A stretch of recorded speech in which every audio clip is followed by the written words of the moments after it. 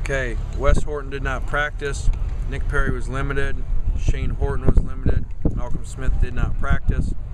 Colin Holmes was limited. Butch Lewis was limited. Tyron Smith was limited. Dylan Baxter did not practice. And Jordan Cameron did not practice. Hopefully we'll get all those guys back for this weekend.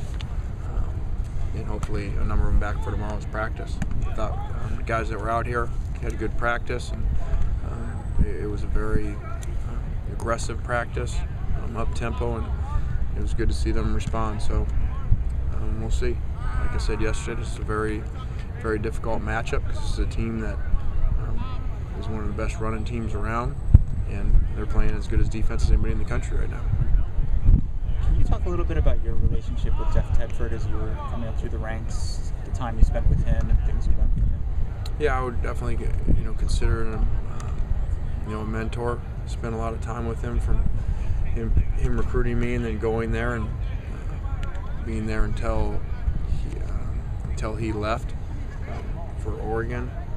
And I said it the other day, I think one of the things in coaching that can really help you is who do you play under, because that's 4 or 5 years that you're playing. And if you're in the meeting room with someone all the time that is really good, you're learning from all the time. So I was very fortunate to be in the meeting room with him all the time. He was a coordinator, but he coached the quarterbacks as well. So learned a ton from him before I ever got started in coaching, and then he gave me a great opportunity of being able to sit next to him for a year in the press box and with him in all the meetings. Are your offensive philosophy still sort of in line with many of the things you learned early on? Well, we actually do. There is some baselines of the offense that do come from back there from what I learned. He really has changed a lot because he's let other people kind of come in, and they kind of do it together now. With Andy Ludwig, Andy Ludwig took his place at Fresno and was with me there the last semester before I left. So there are still some similarities though. Still talk to him? Yeah, a lot. Let's talk a little bit about the team's morale this past week after 2 tough losses. Yeah, I think it's been great. I don't think you can tell off of them that whether we won or lost the game.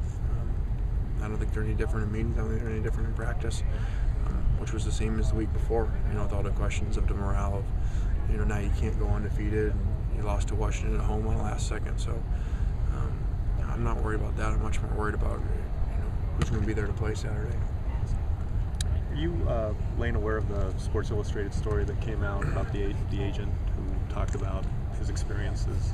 If you are, what's your reaction or impressions from it?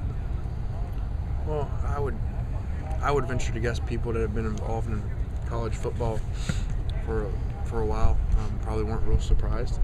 I think that it's just another example of stuff like that happening over a lot of years at a lot of places. It's very unfortunate. It's very there's been a lot of articles written about how difficult it is as a head coach to manage 85 kids and everyone they're related to and what they're doing and what their family members are doing all the time. So obviously, as you guys know around here, I think we're at the highest level of compliance right now in education of our players, and doing everything that we can so it doesn't happen anymore. This Robert Woods dabbling on defense, how seriously are you looking at that situation? Very seriously. Here's somebody who was a great player on defense in high school as well, and we're always going to look at as many things as we can, and especially him being a freshman. As we continue down the road, we've discussed before. With this probation and sanctions, the possibility of guys playing both ways if we can do it. And so he's kind of the first guy that we're looking at it with.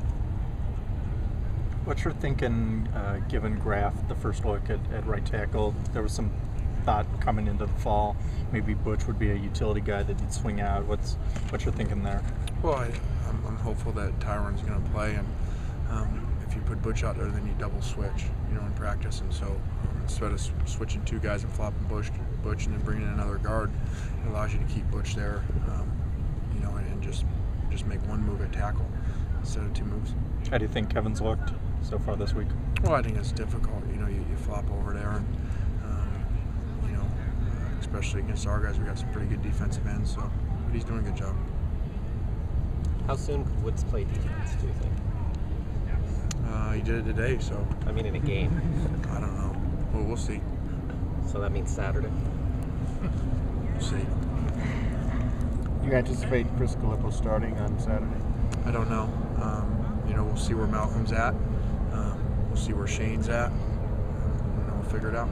Does the fact that you have the bye week coming up, will that affect how you use some guys this week who were dealing with injuries? No, because either they can play or they can't. We'll take anybody that can play. We're not gonna rest somebody right now at this time. I mean, we did it, in our fourth game of the season with Armand, but we obviously can't afford to do it, especially on defense. So anybody who's healthy, we'll have them out there. Has there been any emphasis for you moving forward on just maybe picking up the tempo on offense, given some of the problems on defense, just maybe having to outscore teams going forward? Well, I kind of don't really know what that means, really, because people say that, and it's not like we call plays that we hope aren't going to work. So we're always trying to score on offense. As far as up tempo, as far as no huddle, you got to look at that twofold. One, yeah, that sounds good and everything, but then you're putting your defense back on the field faster and for more plays throughout the game. If you're not in a huddle, like Oregon does, I don't know the numbers exactly, but I think Oregon's maybe run somewhere around 90 more plays than us in the same amount of games or something like that, 80 plays.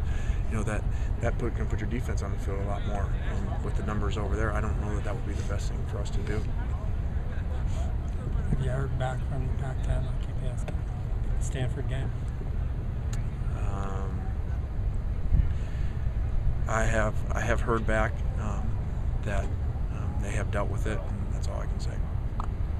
Is there some kind of announcement forthcoming? That's all I can say. I've heard back they've dealt with the situation. Do you know what they did? That's all I can say. I've heard that they've dealt with the situation.